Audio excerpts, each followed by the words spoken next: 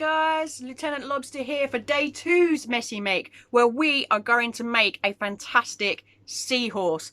Might be a bit of a theme going on this week. You are going to need the PVA glue and water mix, half and half. You're going to need scrap paper, kitchen foil, tape, scissors, paintbrushes, pens, and of course paint. Hopefully this is what we're going to end up with, something like this. Let's get on with our mess.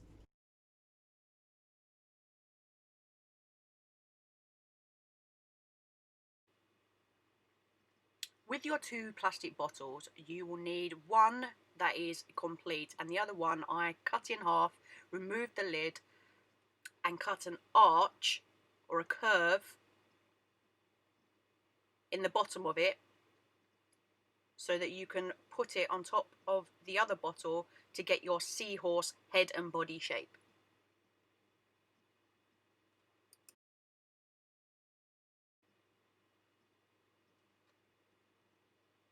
You need to secure those in place with tape, like so.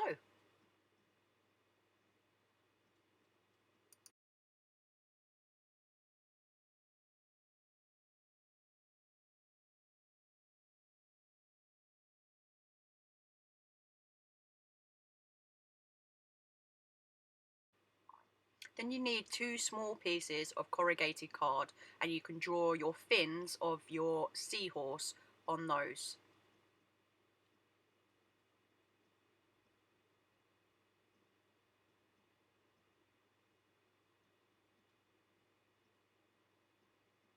Then carefully cut them out.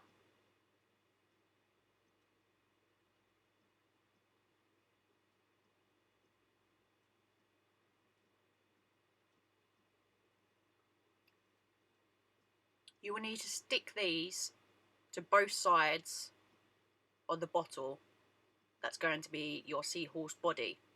Stick them with tape.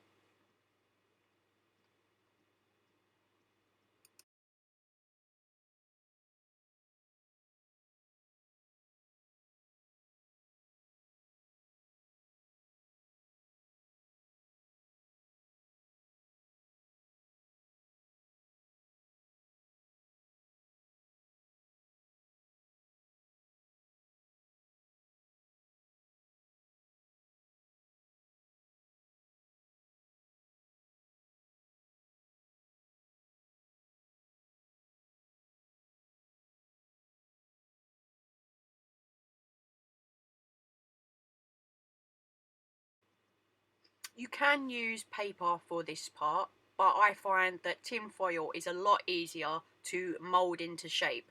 So you are going to need to scrunch some to be your seahorse's stomach to try and give it a bit more shape and tape that into place. And then you will also need to twist and scrunch some to be your seahorse tail, which is where it becomes easier to mould the tin foil, and you can see it keeps its shape without tape, unlike paper. And then you'll need to tape that to the bottom of the bottle, and then you have your seahorse shape.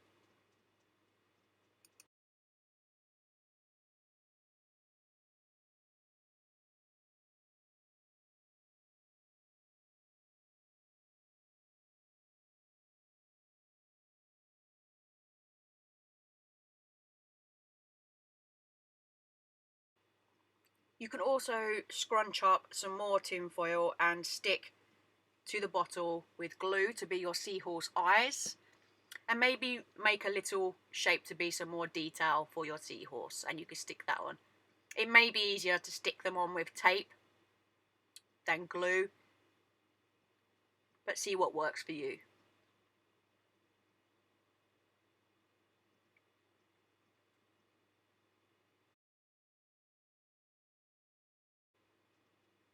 You will need to scrunch some more foil or paper and stick it in the opening of the bottle, and that will be your seahorse mouth. And you can see it wedges in there, so you don't even need to tape that. To make your paper mache mix, you will need to have a tub, not one that you're going to use for food. Pour in your water.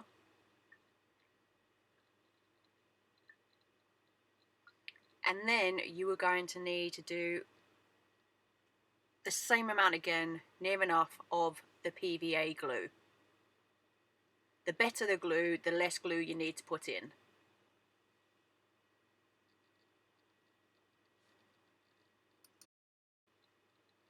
You need to mix the glue and water together really well. I recommend pre-cutting your newspaper strips or your kitchen roll, whatever it is you're going to use first. This will get messy. Dip your pieces of scrap paper that you should have already cut up into your PVA glue and water mixture, and you need to cover the entire thing. You might need to smooth bits out on smoother parts, or even use a brush and your fingers to really get into the gaps to get the shape of the eyes and the fins and the tail and things like that.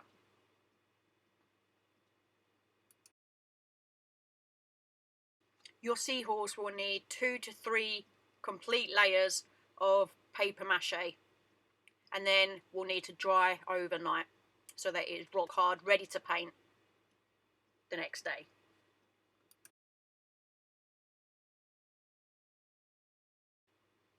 I've chosen to paint my seahorse in dark blue, light blue, yellow, white, orange and red.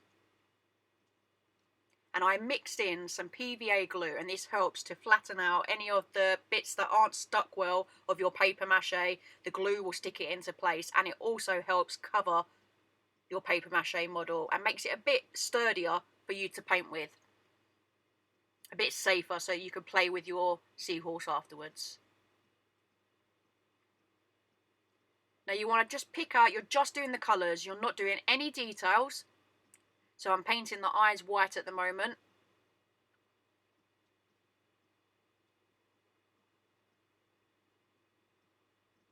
And we'll use a pen later on to do the details once everything is dry. So you want to paint your entire seahorse in all the colours. Use some funky patterns as well, maybe circles or something. It's not a realistic seahorse, it's our super seahorse.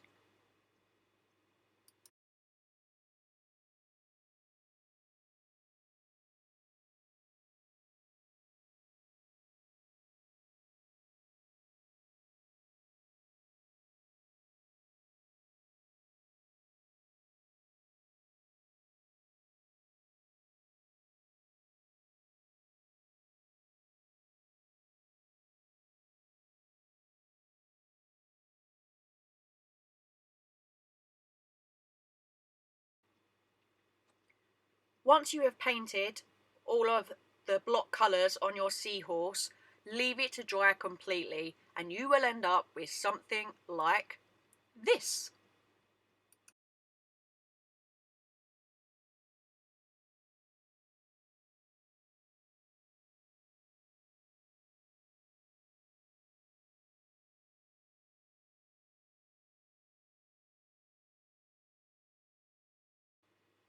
Now it's time to do the details on our seahorse. So use a black permanent marker or a black paint pen. I've chosen to use a paint pen for my demonstrations. And you want to pick out all of the details, so go round the eyes, draw in the pupils, draw every line. Everywhere there's one colour meets another colour of paint, you want to put a black line. And it really picks out everything and makes it bold.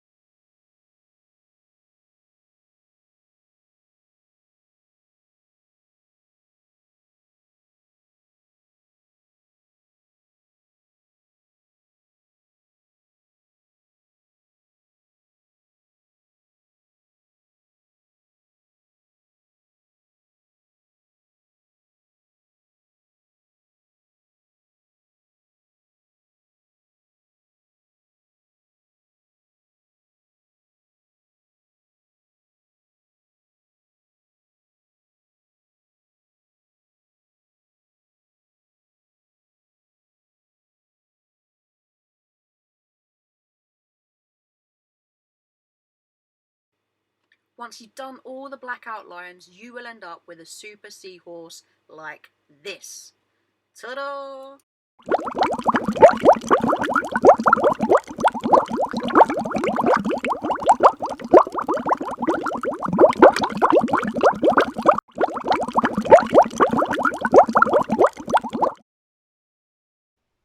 I hope you enjoyed day 2's messy make and enjoy playing with your very own super seahorse.